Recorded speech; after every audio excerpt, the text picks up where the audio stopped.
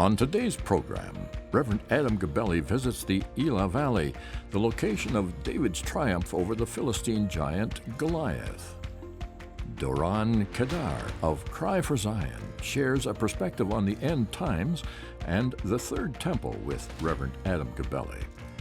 And ICEJ Canada Executive Director Donna Holbrook returns to the Western Galilee for more information on spices.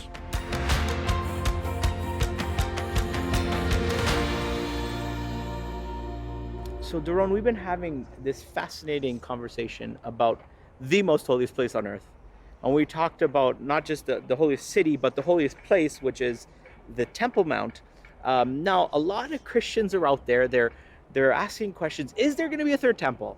Is it going to happen before Messiah comes back? Right. Where's it going to be? There's this big gold dome right in the middle where some people say that's where the temple was, or they hear others say, no, it was down in the city of David, it was somewhere else. What are your thoughts on that?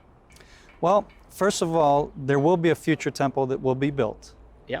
There will be Ezekiel's temple, but there's also going to be the temple of what the Christians call the temple of Antichrist.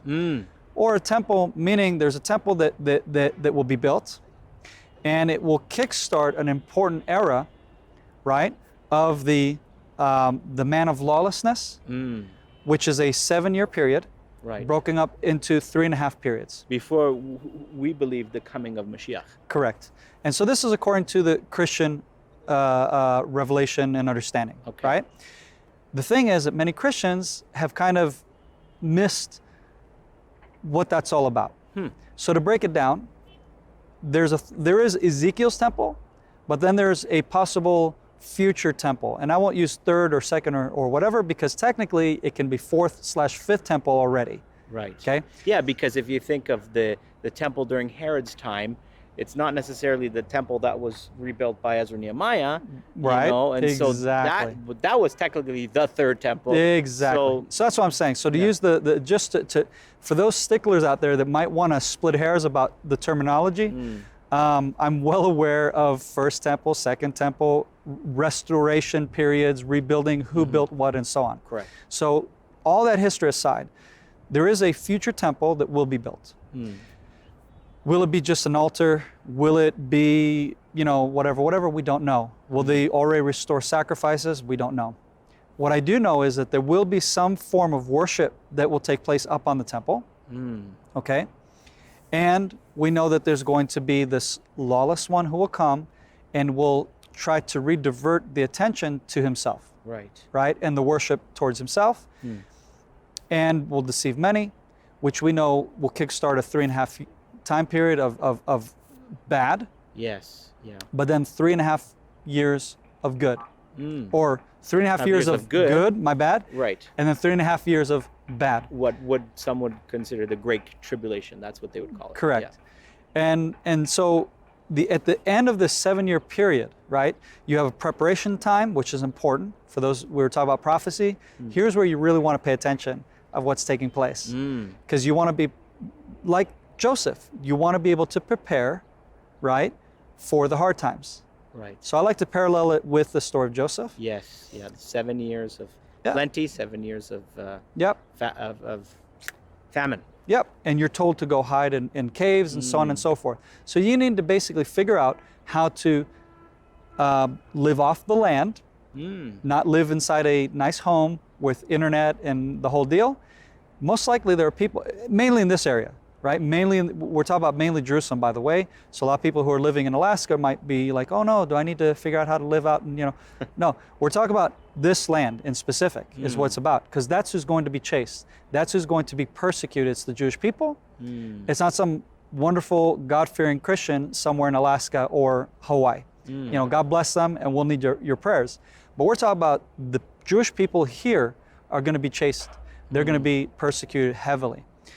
And so we know that that's only going to last for 3.5 years. And then, praise God, comes the Messiah. Amen. And so we know, and so I like to break it up into the temple that the Antichrist or the lawless one will come and defile, right? And it's God's temple. And this is what's important, because a lot of Christians get all confused and they call it temple of Antichrist. It's not his temple. It's not his temple, it's God's temple. You have Antiochus, who defiled the temple during the Maccabees. Which was a foreshadow. It's a foreshadow. Even the greatest defilement. Exactly. Yeah. So just like we saw with Antiochus, we're going to see another repeat of that, I believe. And then we're going to see, although that's where the final end will come, where the Messiah will come, rule and reign, and establish God's kingdom on earth, Malchut Shamayim, as we call it. Yes, the kingdom of heaven. Yeah, because remember I said, a lot of Christians, they think we're going to heaven somewhere, we're going out somewhere. That's what it's all about. It's about the kingdom of heaven being established on earth. Amen. Right? And so that's what's going to happen. And then the Messiah, I believe, is going to build Ezekiel's temple. So if we want to be specific, that's where I more line with. This pre-trib, post-trib, all this stuff, I don't really buy into that personally. I think that just creates a lot of confusion. I think the simplistic way of understanding those times is really to break it down in that way. And it's going to be right where the current Dome of the Rock is. Like that place is specific, right? Because you have the confusion. Some people say, "Oh no, it'll be somewhere else." Correct. There's a very popular theory right now that's been very well promoted on many Christian networks and so on. And that's the book written by Bob Cornuck, who really was just rewriting and putting together a former individual's research who believed that the temple was in the city of David. The thing is that since that individual passed away and is no longer with us, he's not alive to see all of the archaeological evidence that was found in the city of David today that only points up the mountain all the more so. Right. So fact is, when he was boots on the ground, being involved with some of the archaeological work, and I spoke to the archaeologists, by the way, and they have verified that this gentleman was there. Okay? He was there, and they tried to tell him that he was misreading the evidence, but he wouldn't listen. Yeah. And then comes along Bob Cornuck and claims that, based on what he knows today, as of at least of 2014, I don't know what other latest evidence he's seen on his future visits, but I can tell you he hasn't moved from his opinion that the temple's in the city of David. And all I can say is that's fine for them if that's what they believe, but the fact is that's not going to change the reality on the ground here. It's not going to change the reality of the Jewish people that have known for centuries where the holiest place is on earth. Right. We know without a shadow of a doubt, because we have something that's hard for Christians to understand and believe, I think, is that we can pass down a tradition that's not going to be changed. Right. Because you're used to, from the Christian world, of being given false traditions that came from the mixture of paganism and so on in Rome, and so you feel from that bad experience that you project that onto the Jewish people. It doesn't work like that. Right. It stayed the same. It stayed the same. Yeah. So from the time of Jesus up until today, the Judaism that has succeeded the Second Temple period was actually the Judaism that Jesus supported and was on that side of, theologically speaking. Interesting. So to me that's important for many of the Christian audience. If you're going to question the Judaism of today, really you're questioning Jesus's stand on the Judaism that he practiced and he lived in his time. Wow, interesting. Well, without getting into a lot of details, we're in agreement that is the place. It's the Temple Mount. That's what is called the Har HaBayit. Yes. The Temple of the House. Even in Arabic, they call it Haram al-Sharif. Haram al-Sharif, but they also call it the Noble Sanctuary. The Noble Sanctuary, but it's also Beit HaMikdash is how we say it in Hebrew, Beit right? Maqdis. Beit They call it Maqdis. Beit Maqdis. Yep, Meaning in as well. Hebrew, so they use a similar term. They do. That the Jews have been using since the time of Jesus. Correct. Yeshua. So there's no question about it. Yes. Now, if somebody wants to learn a little bit more into Yes. some work that Cry for Zion does, where can they go? They can go to cryforzion.com. Okay. And they can check out all of our information on there. They can go to our YouTube channel, Temple Mount Report. Okay. So Temple Mount Report will have all of our videos, explanations where we talk about this issue about the theory of the temple being in the city of David. And we talk about many other things because our focus is not that. Our focus is to get Christians, first of all, to understand the history of the Temple Mount, the importance of the Temple Mount within the Christian faith, that Jesus and the apostles all cared about this place, Right. not just presently in their time, but future tense as well. And what's the role the temple is going to play in our future? Right. And so I think that's all very important, and you can learn that from our YouTube channel and all the resources that we try to make available. Wonderful. So if you're interested, check it out and learn. It just goes so deep. This is just a scratching of the surface. Absolutely. Awesome. Thank you. Thank you, sir. Awesome. Up next, Donna Holbrook returns to the Western Galilee for more information on spices. We're in the Western Galilee with Avi, who is owner of Spiceway. While using spices in the kitchen, it's a golden touch. Golden touch? Yes. You put some spices, not big amount, and it's make amazing things because all the spices are medicines. So I tried to understand it better, and I learned and became a herbalist. And now in Israel, I talk a lot in the Israeli radio and shows in television, write books, and trying to understand better what is the duty of these spices in our life in order to achieve benefits of health. All right. And the kitchen it's a good place. It's a warm place, and spicy kitchen.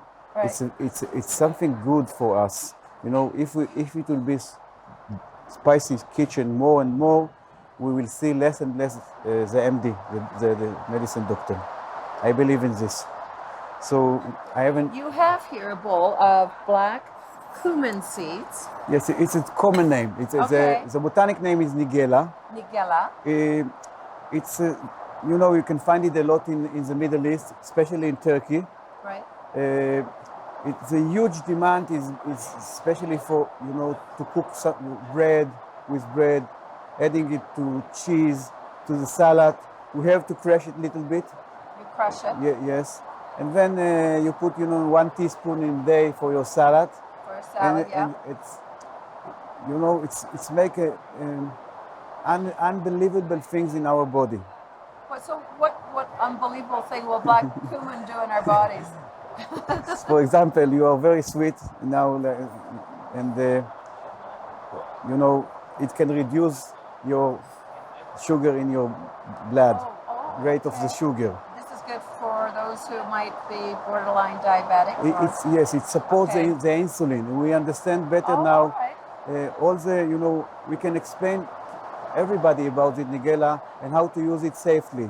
Right. So in Israel, we started to talk about the Nigella before more than 10 years, and the demand of Nigella in Israel, is now 10 times higher. 10 times higher. Amazing. Because they've caught on. Because the television. So is it proven to help with the blood sugar levels in the body? Okay. And how much would a person have to consume to make that effective? A nothing. tablespoon a day? So Just a little a day? Even less. Okay. Even less. All right. Just ground it a little bit and put it All in your right. salad. And also for dementia and for supporting the liver. Right. A lot of minerals and other components, good components in the Nigella. And the kitchen with Nigella is something that can keep you and your parents and your child better all life. Like I don't know the slogan in Israel. I will say it in Hebrew, okay? Nigella in Hebrew called Ketzach. Ketzach? Ketzach. Ketzach. Ketzach. So we say Ketzach lechayei netzach. Ketzach lechayei netzach is in English. That's something that if you take it, you are not going to die. Okay, all right. No way. Well, you'll sell a lot of this. All right. And I understand that turmeric also has some very It's healing amazing plant, yeah. antioxidants, Yes. also for the brain. Yes, against anti-inflammatory. dementia. We're concerned about things like memory loss, dementia in our Mm-hmm. own families because it seems to be a growing illness. I have a So- nice recipe for turmeric. You do? Yes, Okay, please. all right. You can support your kitchen with turmeric and add turmeric to everything, to rice, Yes. to It's not spicy. vegetables. It's this yellow root, It's, right? yeah, it's also a nice color and smell, nice yes. smell. But if you drink turmeric first thing in the morning Yes. with with water. Yes.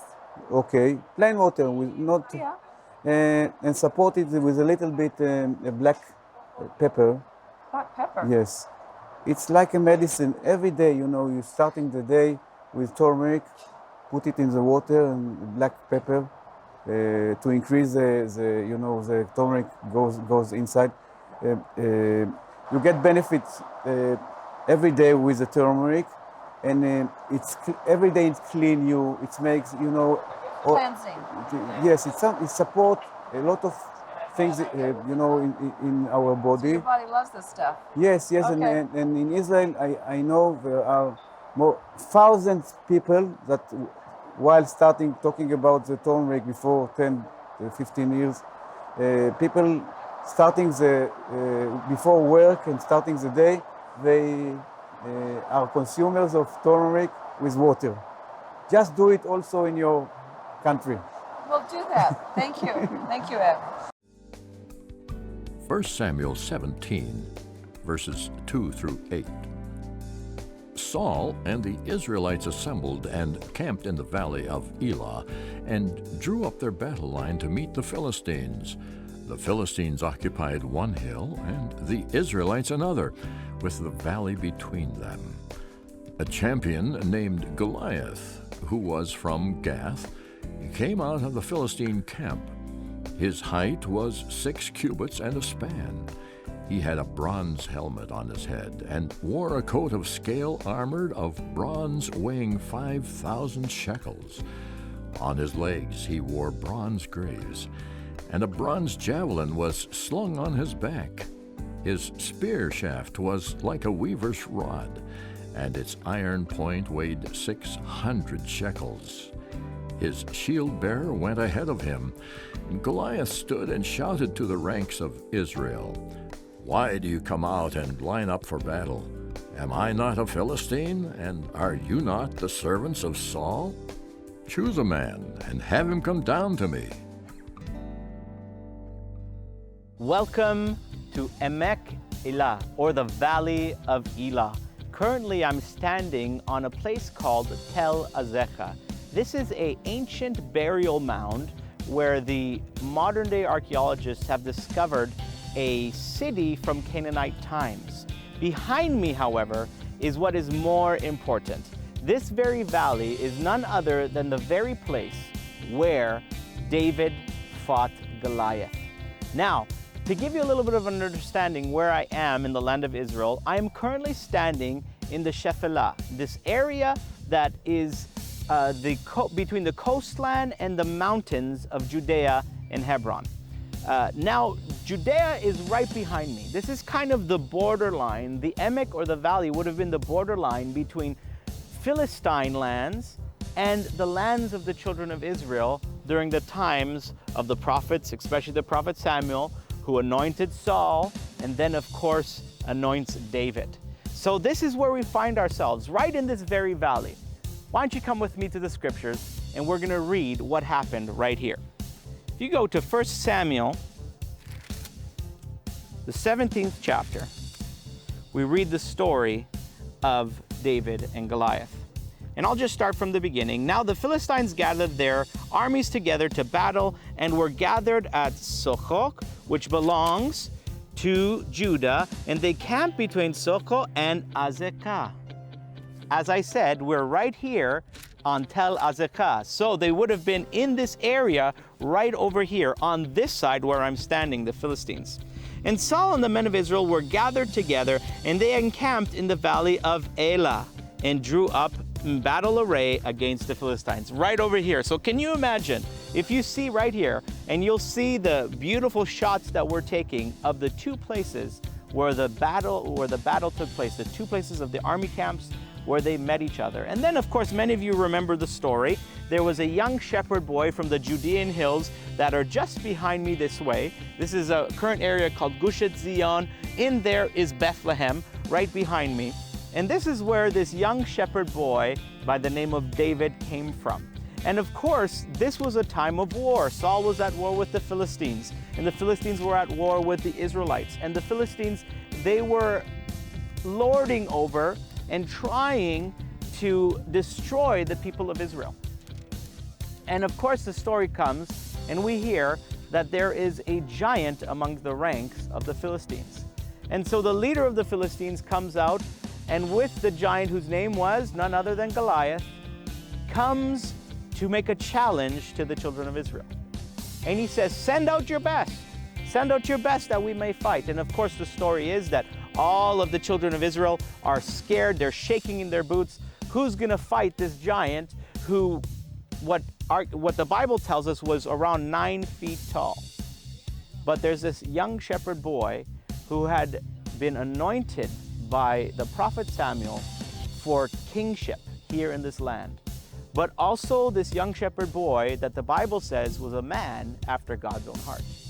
And this young shepherd boy, when he heard the Philistine giant mocking the people of Israel and the God of Israel, who is the God of heaven and earth, this is what he says. Come with me, chapter 17. Then David said to the Philistine, you come to me with a sword and a spear and with a javelin, but I come to you in the name of the Lord of hosts, the God of the armies of Israel, who you have defied. This day the Lord will deliver you into my hand, and I will strike you and take your head from you. And this day I will give the carcasses of the camp of the Philistines to the birds of the air and the wild beasts of the earth, that all the earth may know that there is a God in Israel. Then all the assembly shall know that the Lord does not save with the sword and the spear, for the battle is the Lord's, and he will give you into our hands. Imagine, friends, David was declaring that there is a God in Israel. So let's continue reading. I want to just tell you this story again. So it was when the Philistines arose and came and drew near to meet David, the Philistine who was Goliath, and David hurried and ran toward him, right in that valley right behind me. Then David put his hand in his bag and took out a stone and slung it and struck the Philistine in his forehead, so that the stone sank into his forehead, and he fell on his face to the earth. So David prevailed over the Philistine with a sling and a stone, and struck the Philistine and killed him. But there was no sword in the hand of David. As you can see, just as David declared, the Lord does not win with weapons that we know of. The battle is the Lord's. And friends, listen, even as I'm standing today, in the modern miracle that is the state of Israel, when these people who had been scattered to the four corners of the earth are now gathering back, I declare to you that there is a God in the land of Israel. And you may be facing giants today. You may be facing insurmountable circumstances like the children of Israel did that day. But I believe that God is raising up in many of you that same spirit like David. If you will be people after God's own heart and be able to face every giant, every insurmountable obstacle in front of you, the Lord will be with you. Stand with the God of Israel, and God will see you through every battle. May you be blessed today from the Holy Land.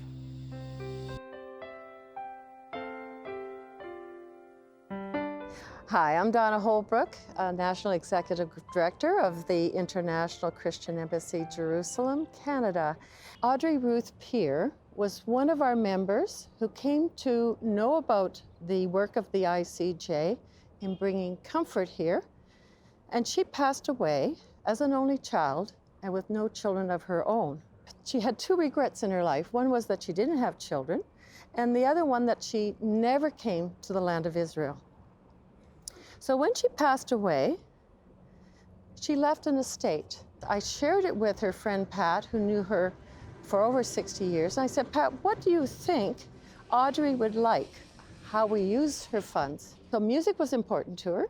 Children also important to her. And so we undertook the fund and we divided it 4 ways equally. And it went to a petting zoo for children, for orphan boys near Tel Aviv. It also went to build 2 new music rooms at Bet Yosef up at Haifa, which is a very large community center. We also helped to complete a playground for another orphanage to the south of Israel. And then it enabled us to restore our scholarship for Christian young adults. And even though she was never in Israel, her name is in the land on those 3 projects, and it continued for 5 years on our Canadian scholarship for Christian leaders who have never been to Israel, who are in the age group of 17 to 30. Would you consider being a shomer, keeper of Israel, in your state giving? And that leaves a wonderful legacy here in Israel. We conclude our program today with some sights and sounds within Israel.